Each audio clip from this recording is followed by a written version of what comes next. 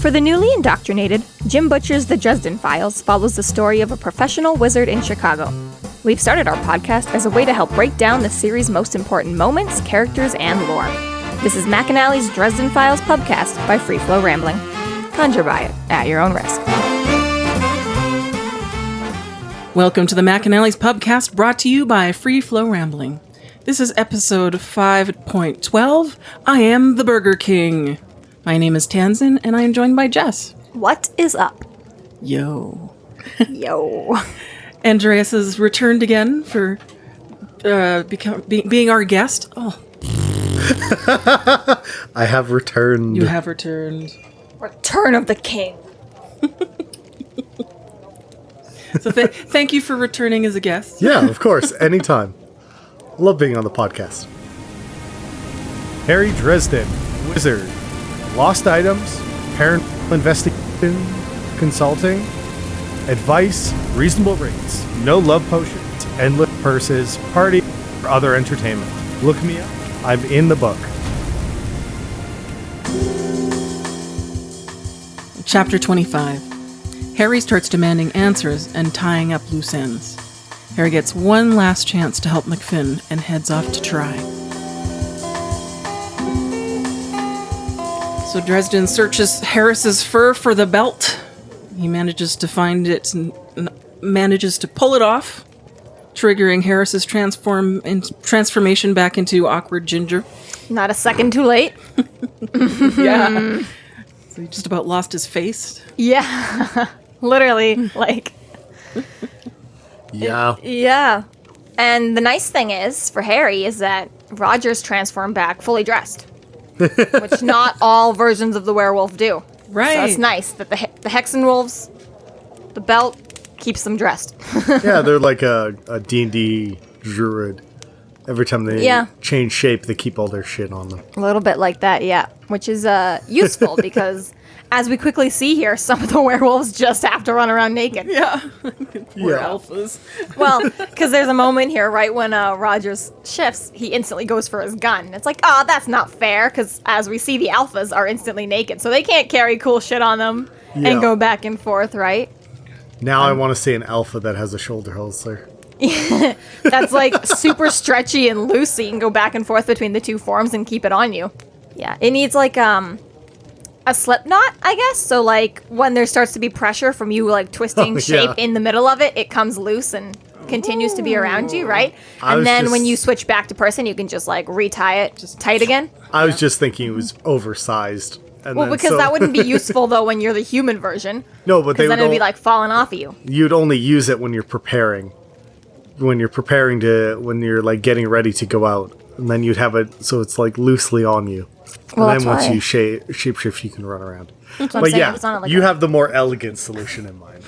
Mine is dual for both versions of the human or werewolf, which is clearly better because a werewolf can't use a gun anyways when they're shifted. So yeah, or they can. They'd be very dexterous and cool. I mean, this could also just be MacFinn used probably as a carrying bag for an extra set of clothes. Sure. Sure. More boring than a gun, but sure. Yep. Point is that not a moment too soon, Harry gets the belt off, manages to pin Harris enough that Harris cannot get his gun, and Whacks him. Yeah, grabs him by the ears. By the handles. Smacks him into the gravel several times till he's knocked out. Yep. Yeah, which is nice. Gives them a quick moment of breath. And yeah, like it seems like whatever is happening inside the warehouse has nothing to do with them now, because like they spend a while out here. Yeah, but they make a point to say, like when he comes out, when Harry goes through the tunnel, like when he comes out, they're in an alley behind the warehouses, so they are physically separated from the warehouse by quite a bit of space, right? I don't think it would take that long for a bunch of werewolves to get around, though. The Hexen Wolves and the Street Wolves to get around. But it's not like they've got instant communication. They're still busy on bloodlust. Yeah, exactly. Point is, they spend a while out here talking. Yeah. But yeah, so there's a little bit of a dispute about, whether or not the alphas have a right to kill Harris or not. And Harry's like, bitch, no. Yeah. I'm gonna question him. You can't kill him. And then Tara's like, it's all right. He killed some of us. And Harry's like, oh, blah, blah. Then you know better than them. And blah, blah, blah. And Tara's like, of course, we'd be alive and he'd be dead. That's clearly better. Yeah. So just one more hint that she's weird. Well, Dresden does threaten Tera in a bluff move. Yes. That he's going know to magic her. He's not going to magic her at all. Yeah. But this is the moment where this is the chapter where he's able to actually piece together and confirm, well, not piece together, but confirm everything that he's pieced together up until now. Yeah, eventually, he takes the belt and the gun off of Harris, and Harris comes too. And we finally get some answers. Yeah. Slightly. Harris is a little bit useless. Yeah. But we get some details. Yeah. He's very much the lackey. Totally. Oh, yeah. Yeah. But if he wasn't, that would be a very unsatisfying ending. Because you want some mystery left in a mystery novel, even when most of it's figured out, right? Better start tying up loose ends quick. Yeah, so Harry essentially is like... Well, he demands transportation first so they can get out of there, Yeah, right? Which the yeah. alphas clearly have, and that's when we start to see them all shift back to human and realize that they don't keep their clothes. Yeah. So you got a bunch of, naked college kids running around all of a sudden. It's like, who's keeping track of them? And Tara's just like, no, they know what to do. It's all good. And it's like, okay. Yeah. What a weird scene for some random person to walk up on.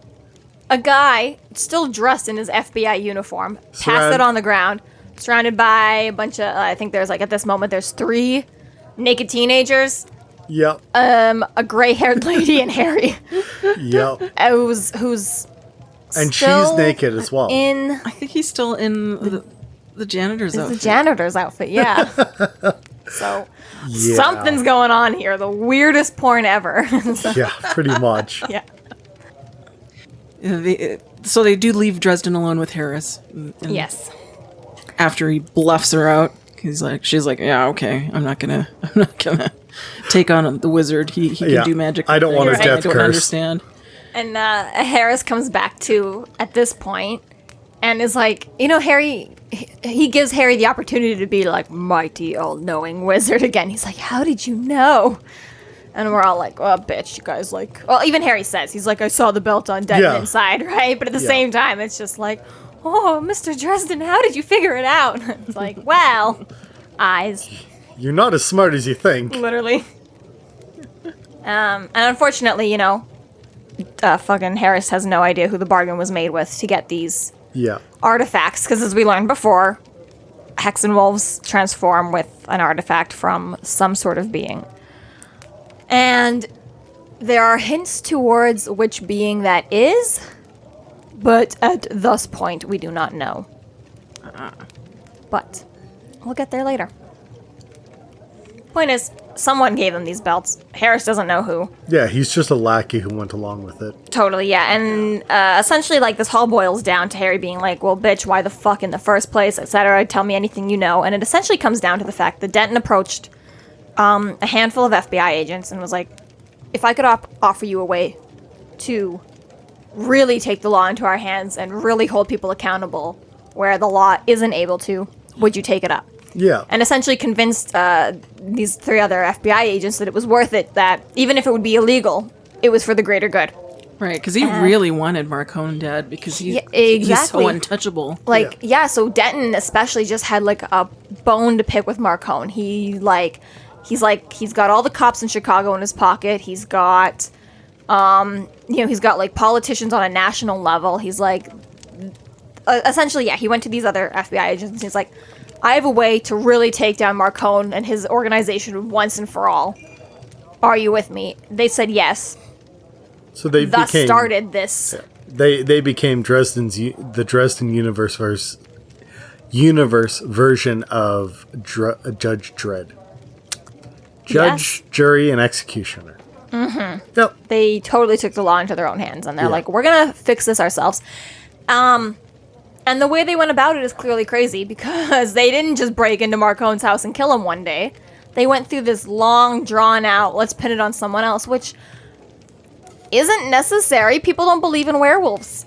Right. Like, you didn't have to be a part of your own investigation. You didn't have to pin it on someone. Like, had they stayed out of it, they would have just in and out kill Marcone. And I could see maybe even if Marcone has insane defenses and they were never going to get into it.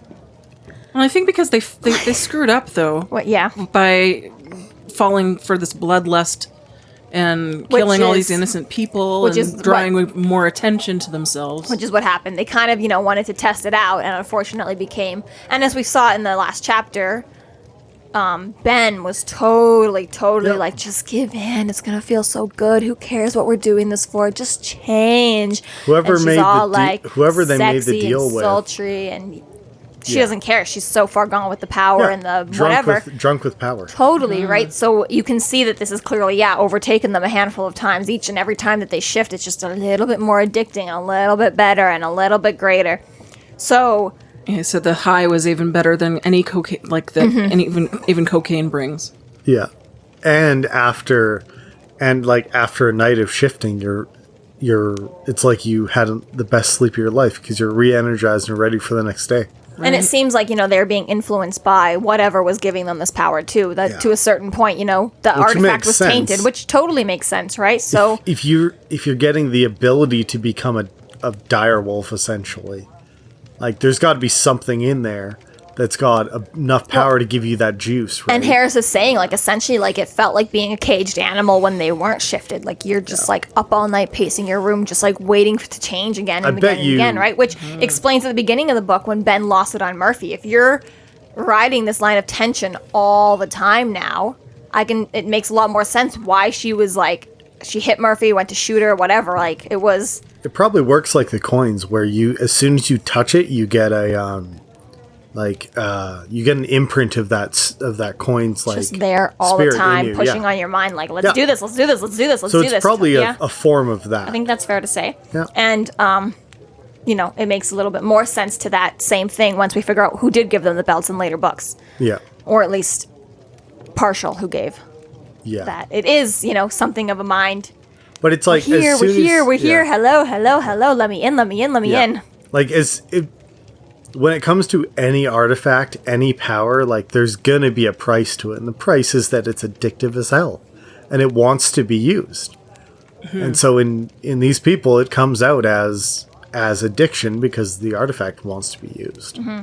Well, and then which makes sense. Well, and Harris tries to even, brush it off. He's like, we didn't mean to, but, with the addiction came some issues. And this is where my problem is that, again, the FBI is the one who takes over and says, oh, these aren't real wolf attacks, right?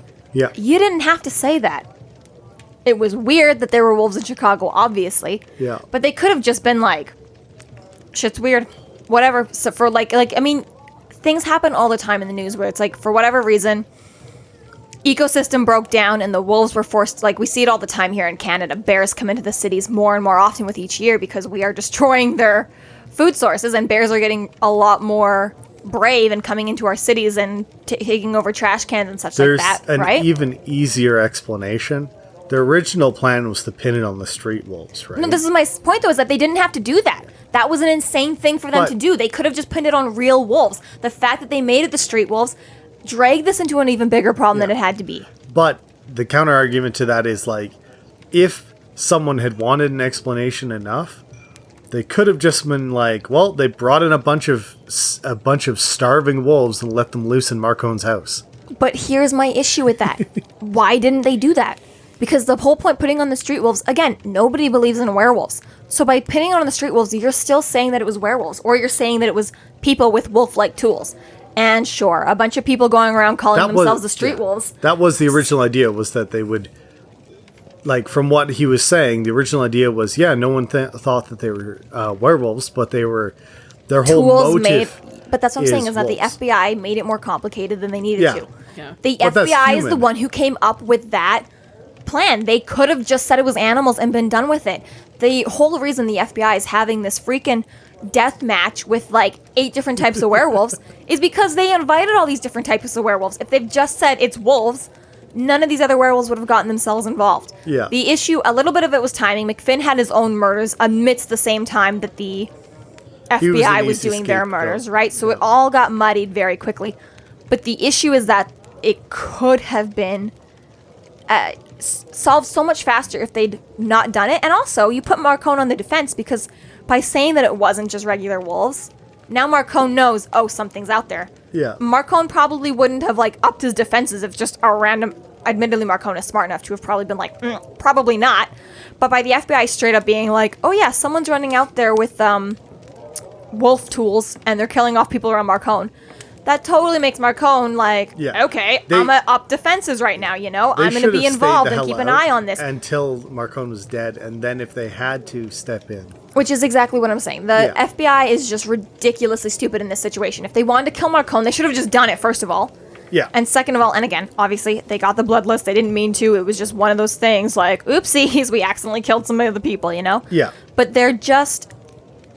I have a big issue with the way that it got complicated because it didn't need to be, you know? Yeah. Like, oh yeah, it keeps spiraling out of like control too because at first they pin it on totally, and if it was like and Murphy, then they decide to bring another wolf into it, which is the exact ridiculousness of it. Because again, like if you or me were trying to pin this, we don't have the reach that the FBI does. We would have to make some big, long, convoluted thing. Like we'd have no choice but to like bring in the street wolves or something like that, right? But the FBI was ones who literally got to decide what they focused on in the case. Like Murphy says, like, oh yeah, it's the FBI who discovered that it wasn't real wolves.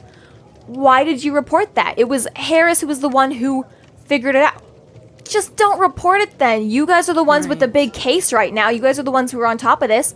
Like, not to say that the FBI doesn't have, like, their own management, but at the same time, like, it wasn't in the same... Lose the paperwork. Well, this is what I'm saying, though. Report the paperwork wrong. Like, no one... Like, they weren't under investigation from IA. Do exactly They could have done SI whatever does. the hell they wanted.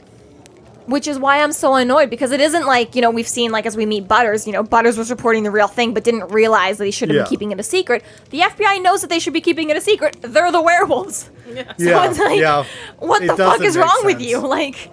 Yeah. And we can pin it all on the fact that just the bloodlust was making them a little bit crazy.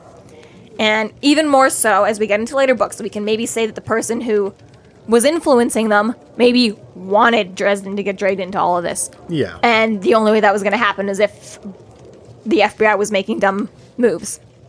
But at the same time...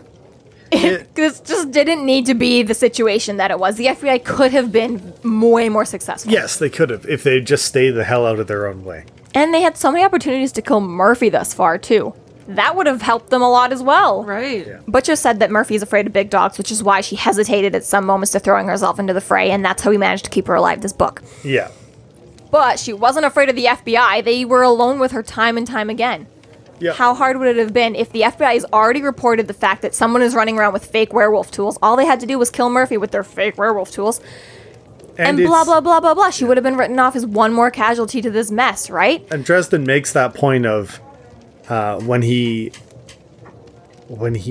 tells him to, like, when he passes his message on, right?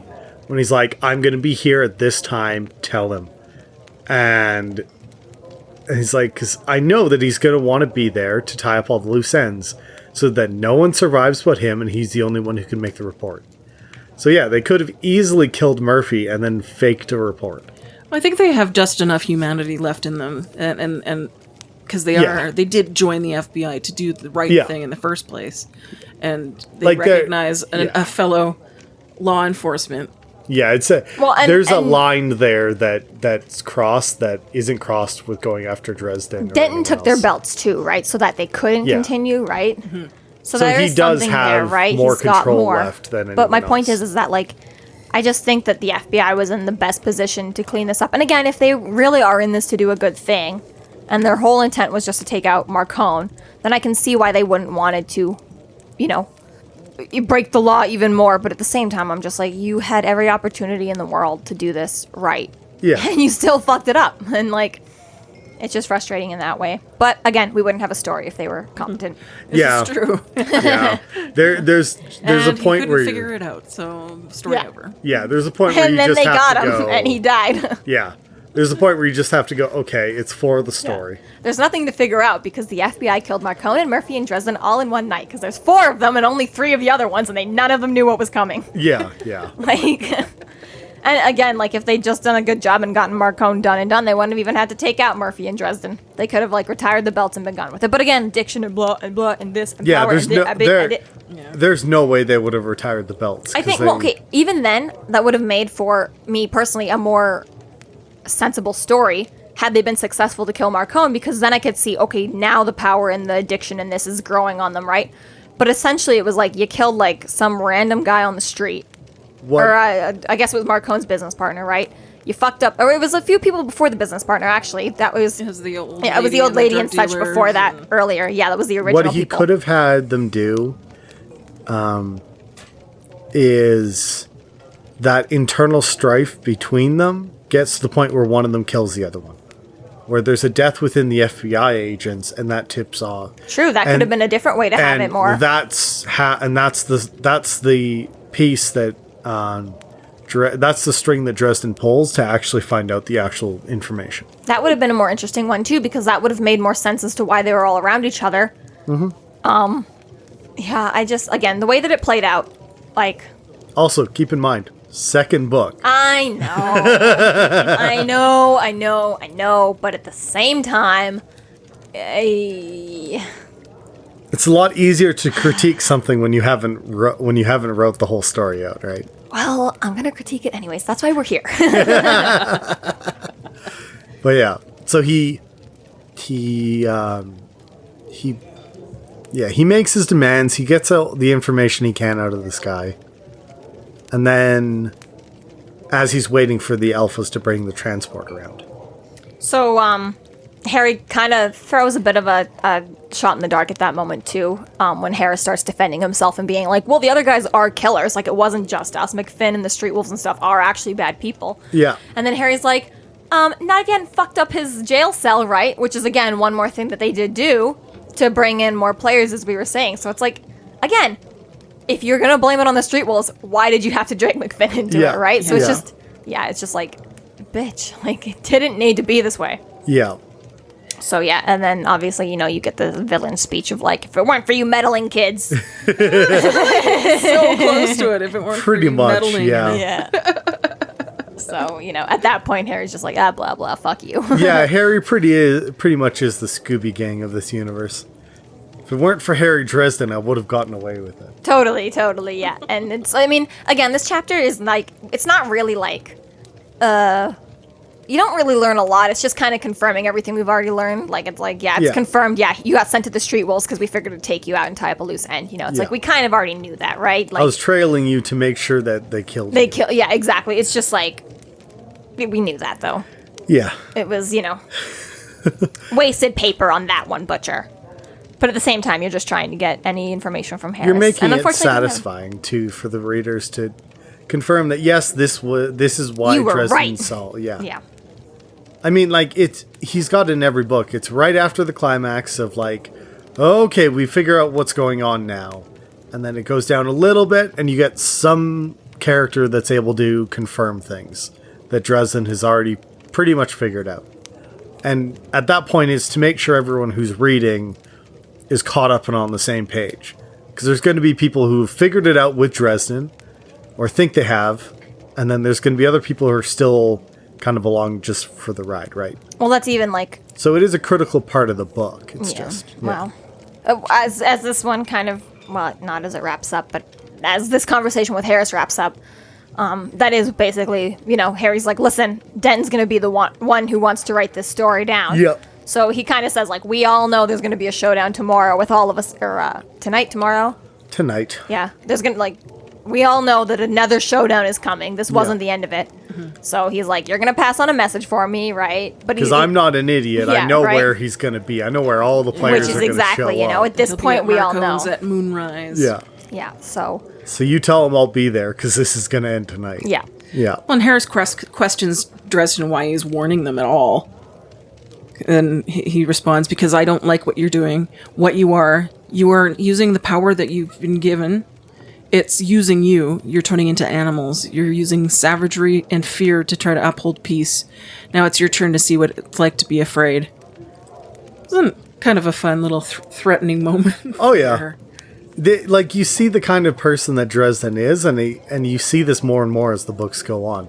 He will give his enemies information just to scare the shit out of them, because he knows he's not stupid. He knows that he can put fear in people if they know he's coming for them. Yeah, and he says pretty much just as much of that. Like, this is gonna end one way or another. And it's also if he does this, if they already know they're going to run into him, there's less chance they're going to try and hunt him down beforehand. And that's another thing, too, So is he that gets a even if break. Harry's like, if I don't meet you, you're going to come find me, right? So it is a little bit easier to be like, rather than me trying to avoid you and MacFinn in the street walls, we're all going to meet back up again the next night.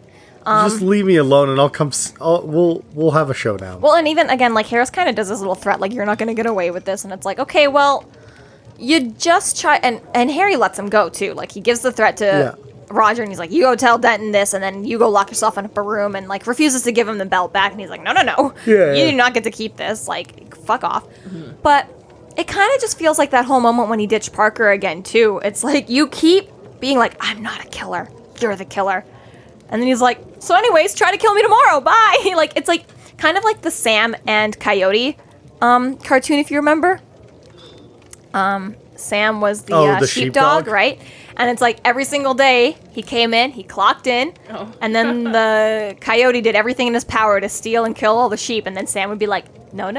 Yeah. And for Sam, it was like, even like very like Caduceus Clay kind of thing, like just totally calm. Like, we're just here to do our job. Like, we're friends, but you have to steal the sheep and I have to stop you from stealing the sheep.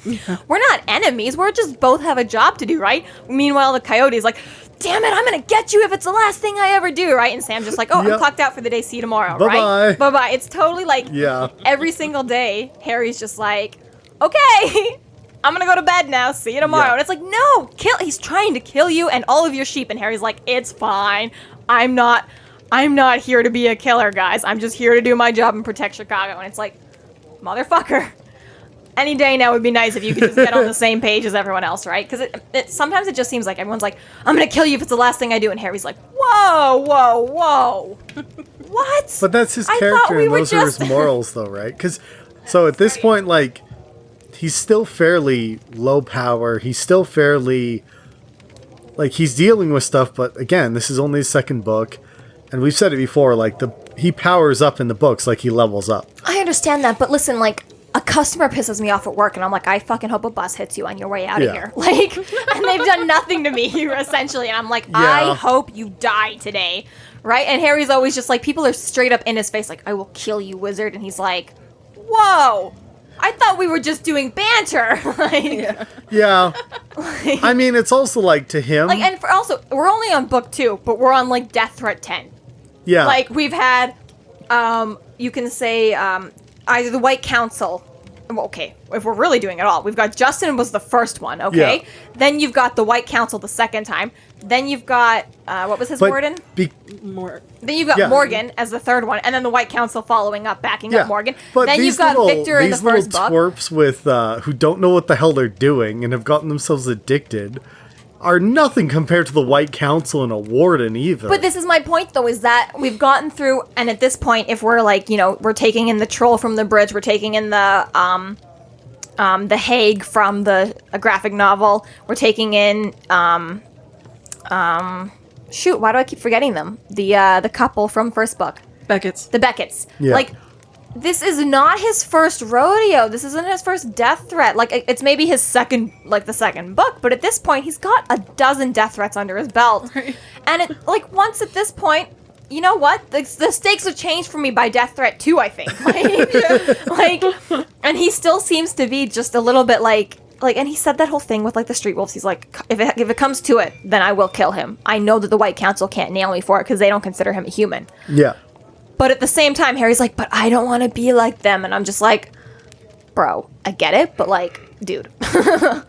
Even Murphy, like, she's here to protect people, but if she has to shoot, she's going to shoot. Like, fuck. Yeah. Anyways, it's just one of those things. So. Point is, he lets Harris go because he's a good guy. So Tera was listening into the conversation, and she tells Dresden that he's wrong, that they're not turning into animals. Animals don't kill for the joy of it. Only humans do that. But I'd like to also say that cats kill for fun. Yeah. Yeah. Just for the record. Fair enough. That is noted. But yeah, I feel like me and Tera really agree with this right now. I feel like me and her are on the same level. But anyways, Harry gets his ride. And again, this whole thing happened, and nobody else came to join them. Like, Street Wolves and the other 3 are still busy. Well, Street Wolves are dead. The other 3 So where's are the other 3? probably in a blood orgy. Like, realistically, Yeah, well, that's very they fair. chowed down and they're probably doing some X-rated content right now. Right. Stuff that Fair would be enough. just over the line for Butcher to even put in his books. Like, he gets There was some a nice- line a chapter or 2 ago where it's like one of them just like mounted the other one like Yep. mid-battle, right? So he Yep. did hint at it. Yeah. Yep, exactly, right? So that's probably what's going on. How nice. So Tera does ask what he's going to do about the FBI, which Dresden responds, I guess I'm going to need to get very human. Yep. It was a good reply, considering what her last statement was to him. Yeah.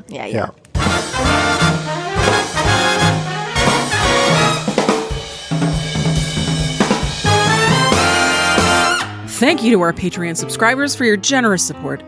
It's people like you who help us do what we do. If you're not yet a Patreon subscriber, sign up today and get a fuck ton of bonus content, kick-ass merch, behind-the-scenes outtakes, and more. Sign up today at patreon.com/freeflowrambling.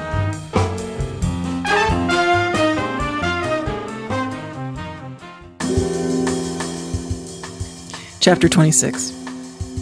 Starting with a quick pit stop for essential wizard supplies, Harry and his newfound backup start the hunt for MacFinn. Joined by Tera, Susan, and the Alphas, Harry starts to plan. Tera and Harry make their way away from the warehouse district or wherever the hell they are. Yeah. And eventually come upon Susan waiting for them along Lake Michigan, which is convenient. Yep. I don't remember him telling her to meet her there. He must have put out a call or something like Nope. that, but The Alphas.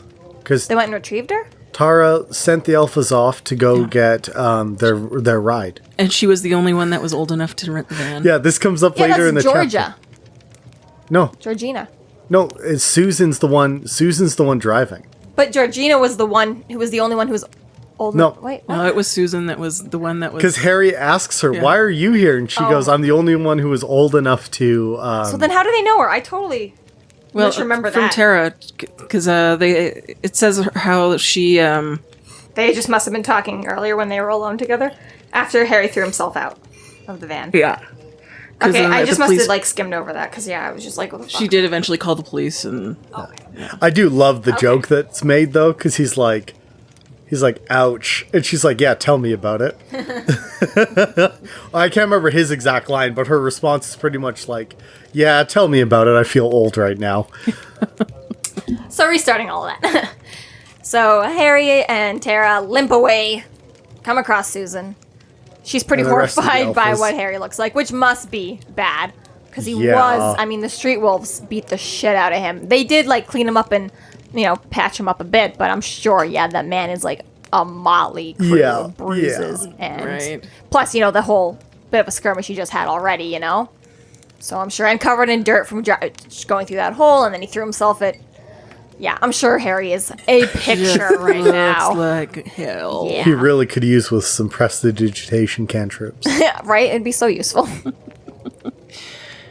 So Harry does a quick assessment of Susan, of course. And she was wearing jeans that showed off her long legs and a dark red jacket that complemented her dark skin.